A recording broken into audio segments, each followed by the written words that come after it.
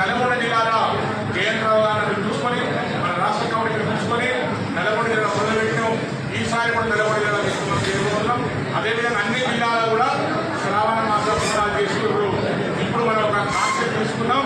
2 లక్షల మందితోటి రాష్ట్ర బహిరంగ సభ రాష్ట్ర అధ్యక్షులు చేపడుతుంటూ మరి దాంట్లో మనం చెప్పేది ఏంటంటే జీవోలు ప్రతి గ్రామంలో గ్రామదేవత దగ్గర కుమ్మర్లు పనిచేస్తున్నారు.